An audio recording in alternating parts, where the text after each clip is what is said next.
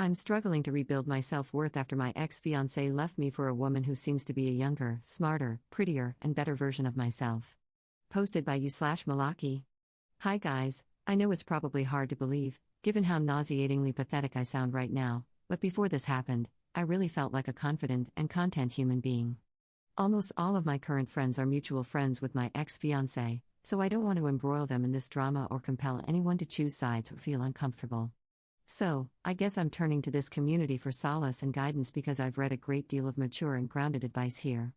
I hope this sounds somewhat coherent, as I've currently locked myself in a conference room and shut the blinds so no one can see me cry as I type this. I, 31F, was with my ex-fiancé, 33M, for 7 years. He is the only romantic partner I've ever truly loved. I was completely head over heels in love with him. Even now, after all this, I still feel that way about him. He is charming, goofy, kind, quick-witted, interesting, ambitious, and gorgeous. We got engaged 2 years ago, but we're not in a rush to get married. About a year ago, we began to seriously contemplate trying for a baby. We had lived together happily for 6 years, we had done all the traveling and partying we wanted to in our 20s, and we were excited to start our family. Over the next 6 months, he was much busier than normal, but I didn't think anything was wrong. I did my best to alleviate any extra stress he had, though I was experiencing some extra pressure at work too, by taking over all the housework and errands, helping him organize and pack for trips, and just being understanding when he would work very late or need to leave for a week or two. We didn't spend as much time together during that period, and I missed him a lot, but I thought we were still happy. When the 6 months were over, our schedules reverted back to normal. I felt relieved until I started to notice him becoming more distant despite the fact that we finally had more time together. He started going on his phone more frequently when we were together and seemed to be more protective of it. I'm not generally a jealous person, and I trusted him completely, so I didn't think much of it. Then, one day, after another month had passed, I brought up the topic of trying for a baby as we had discussed. I could immediately tell something was wrong. He was quiet for a while, and then he unleashed a flood. He said he was unhappy with our relationship and had been for some time. He said that he cared about me deeply but that the spark in our relationship had died, and that he had tried to convince himself he could live without that spark but had ultimately decided that he couldn't. He said I had done nothing wrong and, in fact, was the perfect partner, but that didn't change the fact that he couldn't shake this nagging feeling that I wasn't the one for him. He said he didn't want to hurt me but couldn't condemn himself to a lifetime of settling for someone who wasn't his dream girl, even though he didn't know if his dream girl existed. He said he was sorry, but he couldn't live a lie anymore. I don't think I said a single word as he was telling me all this because I just felt so utterly shocked and blindsided. I just stood there, staring and listening, crying silently. When he finished, all I could utter was something like, "Okay. I'm sorry, I didn't know. Do you still love me?" He paused for a while and then said that he loved me but wasn't in love with me anymore. We proceeded to spend the whole night discussing his feelings and our relationship until we were both so exhausted we couldn't cry anymore, and the sun was coming up. He said he was sorry again and that it was probably best if he stayed at a friend's place, so he packed up some stuff and left. That was about 5 months ago. We never really talked in person again. His brother and his best friend came over that weekend to get the rest of his stuff, and I just left while they were packing because I couldn't stand to be there. I felt so shocked, numb, traumatized, and tired that I didn't even cry much. I couldn't really process what was happening as I went through the motions of moving out and explaining the situation to my family. When I finally moved into my new place and sat alone with my boxes, I completely broke down. I could not stop crying and dry heaving. I ended up using 5 vacation days to take a week off work, which really irked my manager. I could not get out of bed. I barely ate, living off this old tub of peanut butter. I looked through all our old pictures and tried to figure out where it all went wrong. Then, for 4 months, I tried my best to move on. I deleted all my social media apps so I wouldn't have to see him. I dove into work. I ramped up my hobbies. I exercised to keep my mind occupied. I met with friends and family and pretended everything was okay. I started going to my therapist again, which helped a bit. I finally thought I could see the light at the end of the tunnel. Then, a month ago, I ran into a mutual friend from college. She said it was really sad to see that we weren't together anymore and surprising to see he had moved on so fast. I told her I wasn't keeping up with him anymore but that I was doing okay. When I got home, even though I knew it was a terrible idea, I re-downloaded Instagram and went to his profile. His latest picture was of him at his cousin's wedding with his arm around a gorgeous girl. All the old pictures of him and me were gone from his profile. Again, I knew it was a terrible, self-destructive idea. But I went to the girl's profile and Googled her. She, 24F, is literally a younger, smarter, prettier, and better version of me. We both studied at the same university, but she completed a prestigious program that I was rejected from. We both have green eyes and brown hair, but she is far prettier, legitimately looks like a model, and has tens of thousands of followers even though she's not an influencer or anything. In fact, we both work at the same company. I'm pretty sure my ex met her through work, but she landed a job in a prestigious division right out of undergrad and likely makes more money than me. She is an improved version of me, 7 years younger. And the love of my life is dating her. For the past month, I've been spiraling. I can't stop stalking my ex-fiancé and this girl. I look at her Instagram every day and torture myself with her gorgeous pictures. She's posted a dozen pictures with my ex over the past few months, and he looks so happy, healthy, and fit. They've gone on trips together, he's brought her to his hometown, and he's even posted a picture of them with a mushy caption, which he never did when we were together. I have no evidence, and I don't think my ex would do this, but I now suspect he was at least interested in her while we were still together. She started at the company about a year ago. I'm so paranoid about running into them. I recognize that my behavior is obsessive and masochistic. I've deleted Instagram and told myself I'm not going to do this anymore, only to wake up the next day and re-download the app and do it again. My therapist has been trying to help, but I just cannot move past this. I'm stuck in this mental loop of self-loathing and self-pity, this crazy mix of extreme sadness and latent anger. I feel so incredibly low, worthless, used up, discarded, and suddenly, so incredibly old. I know that comparison is the thief of joy. I know that I am objectively still young enough to move on. I know that social media is a highlight reel and their relationship may not be perfect. I know that this girl has done nothing wrong to me. I know that my ex deserves to find his dream girl. But none of this knowledge softens the fact that I thought that by this time this year, I would be pregnant with the love of my life, and instead, I'm alone, and he's found someone better. Please, if you've ever experienced something similar, share your words of wisdom. Or commiserate with me. I don't know. I just feel so worthless and alone. Relevant comments. Commenter. Well, I just want to validate that what you're going through would be pretty nightmarish on any one of the many levels you've shared. You've really done nothing wrong here. You were living your life, you were in the thick of it, and you are writing out a series of horrible truths that are entirely out of your control. Like the other comment says, therapy and perhaps medication for a time. In my case, medication often helped me get out of really bad spots and was something I was able to stop after a few months. It doesn't have to be a forever thing. A few years ago, I worked at a very incestuous restaurant and saw a lot of horrible things go down. One of my friends/coworkers was dating another guy we worked with and had been for years. One night, a customer gave him her phone number. He ended up cheating with her, having a kid with her, and marrying her within the span of a year. And he was so delighted, he couldn't keep her away. She was at every social function and visited the restaurant frequently. The ex attempted to continue working with him but spiraled hard, as she was already a bit of a mess. I went through a similar situation in the same workplace, was dating a coworker, we broke up, and he began sleeping with a coworker who had been hitting on him for months while we were together. I threw away years chasing him and hating her. I'm just sharing those stories so you know that the ugly emotions you're feeling now are shared by other women who've been where you are. Some breakups are bad, and some are catastrophic, causing you to turn inward in very toxic ways.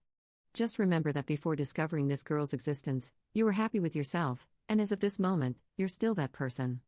Your emotional world has blown up, but you are still a stable person in the world and can, and should, utilize any freedom you have to lean into that emotional chaos. I found women's group therapy to be really helpful in addition to one-on-one therapy. I honestly would not make any self-judgments or changes in your life until you've evaluated your feelings with a therapist. Maybe this is an opportunity for growth and re-evaluation, but don't even think about going there until you've shaken the chaotic and oppressive feelings you have now. They are reactionary and don't speak to who you are or where you will go from here. Ops response. Thank you so much for taking the time to write this. It feels quite validating to read your words and remind myself that difficult and ugly situations happen to people all the time, and I'm not completely insane for reacting as I have in the aftermath. It feels like I've completely lost myself, but hopefully, this is just a terrible reactionary state, as you say. I certainly don't want to wallow in self-pity and self-hatred forever. I will look into group therapy options in my area and try harder. Again, thank you. Update 3 months later. Hi again, Reddit. It's been about 3 months since I posted about my struggle to move past my 7-year relationship with my ex-fiancé. While I cringe when I think about the pathetic state I was in when I wrote that post, sobbing alone in that conference room, I was stunned by the empathetic, mature, and helpful advice I received from members of this subreddit. These past few months have been an absolute roller coaster, and I thought I owed this subreddit an update, given how much solace and guidance you all gave me during some of my darkest days. I don't think things would have worked out nearly as well if I had continued to bottle up those festering emotions and isolate myself, so I'm grateful for every single person who commented and messaged me. Thank you, thank you, thank you. So, here's what happened. The night I made that post, I finally blocked my ex-fiancé and his girlfriend on Instagram, as many of you suggested. I think actually verbalizing how obsessive and masochistic my behavior was, instead of keeping it all inside, and finally feeling validated in my emotional reactions after reading your sympathetic comments, instead of feeling alone and crazy, clicked something in my brain. I resolved to break out of that self-destructive loop, to stop torturing myself with their perfect pictures and reclaim a modicum of self-respect. It was an incredible relief to not be constantly following the impulse to view their new pictures and to give myself some time to heal instead of picking at that scab every single day. That weekend, I decided to reconnect with my family and friends and stop pretending that I was handling the breakup flawlessly. They were incredibly compassionate, though also shocked that I had been hiding my dark feelings so well, and it was like I'd instantly rebuilt my support network. I didn't realize how emotionally isolated I had become until I was able to be honest and open with the people in my life. I did continue to avoid talking to friends who were mutual friends with my ex because I didn't want to put anyone in an awkward position, but I was able to reconnect with a few of my other friends, and I took the initiative to finally make some fun plans. Getting out of the house to enjoy brunches, hikes, and shows with my friends over the past few months has been incredibly beneficial for my mental health. Just being in new environments and focusing on people other than my ex was therapeutic, even for someone who tends toward introversion like me.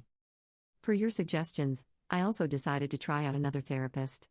I did find my original therapist somewhat helpful, but I also felt like he was not able to relate to some of the nuances in my issues, given that he was in his late 50s, so we had a bit of a generational gap. My new therapist is incredibly compatible with me and instantly understood the intricacies of my problems. She has helped considerably with addressing the roots of my insecurities and was able to validate and analyze my feelings in a much more intimate way. If you are struggling to find therapy useful, I highly recommend shopping around for a more compatible therapist. Therapy is certainly not one size fits all. Another popular suggestion from you all was finding a job at another company, away from my ex-fiancé and his girlfriend. I didn't think that would be possible since the job market in my field is not great at the moment, but I began actively searching for other positions. I brushed up my resume, filled out a couple of applications, and even, surprisingly, secured an interview. Then, out of the blue, someone above me in my division quit to join a competitor. The senior managers were quite eager to fill his role quickly, so they decided to go with an internal hire. And after 5 or 6 rounds of interviews, God, I absolutely dread interviews, I got the job. I'm so grateful for this promotion. Not only is the salary substantially better, but the hours are actually more consistent as well. It's crazy, I feel like the momentum of my life has shifted so quickly. And I finally have an office. It's tiny, but I really enjoy it. The only downside was that this promotion also meant I would have to continue working in the same building, albeit a very large building, as my ex. And as I left work before Christmas, the moment I'd been dreading came. I ran into my ex as I was leaving the office. We exchanged a few pleasantries, and he complimented my new haircut. I thanked him, wished him well, and said I had to hurry to catch the next train. I wish I could say I felt cool and collected, but I was so nervous to see him again for the first time in 6 months that I was almost shaking. On the commute home, I calmed down and actually thought, hey, that wasn't so bad. He looked good, but I didn't feel a rush of sadness or desire or anything. I mostly just felt awkward, like we'd become strangers again. I didn't feel that familiar impulse to stalk his Instagram and actually felt happy to see that he was doing okay since I'd cared for him for so many years. I felt like, at last, I was really moving forward.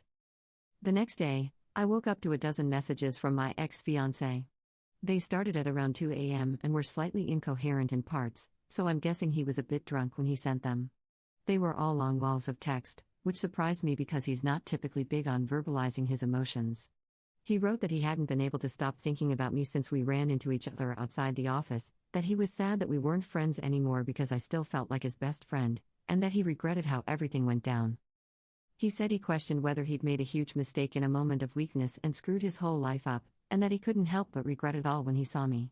He apparently noticed that I blocked him on Instagram, which I found funny, given how intensely I had been stalking his Instagram, and said that made him really sad. I gathered from his messages that he'd likely broken up with the woman I'd seen on his Instagram because he said that he felt like he had been searching for some ideal woman who doesn't exist and that he wanted to reignite our spark after failing to find that same spark with other people. I'm not going to lie, it was shocking to read his text, and I was trembling and struggling to process a lot of it at first. Part of me wanted impulsively to give him another chance, but after taking a day to mull over his words, I ended up feeling like he was less sorry that he'd lost our relationship and more sorry that the greener pastures he sought weren't quite as green as he'd imagined. I tried to respond kindly but firmly, saying that I really treasured and appreciated our relationship but that I felt like I could no longer trust him to the same degree I once did and that it would be confusing and painful for us to become friends in the near future. I told him how hurt I felt when he blindsided me after promising that nothing was wrong and how I struggled for a long time to figure out what was missing in our relationship. But ultimately, I felt that as long as he thought the missing part was so crucial that he wanted to leave after all those years together, then we probably weren't meant to be together. I wished him the best. He didn't respond to my messages. I was a bit shaken by the whole thing, but I proceeded to enjoy my holiday break with my family and even elected to go to my friend's New Year's Eve party, which I was considering skipping. Well, I'm super glad I didn't skip the party because I ended up meeting a wonderful man there. He's funny, intelligent, cute, interesting, and compassionate, and he's eager to settle down and have kids after also recently exiting a long-term relationship. We've gone on 3 dates so far, and at the risk of sounding too enthusiastic, they've been the best dates of my life. We want to take it slow since we were both in long-term relationships a year ago, but we've been stunned by how compatible our personalities, interests, and goals are. Frankly, we're both quite keen to start a family as soon as possible. So while I'm trying not to be overly confident in this relationship, I'm also super excited to see where it goes. In conclusion, thanks in large part to the advice I received 3 months ago in this subreddit, I've emerged from a very dark place and am now cautiously optimistic about my future for the first time in a long time.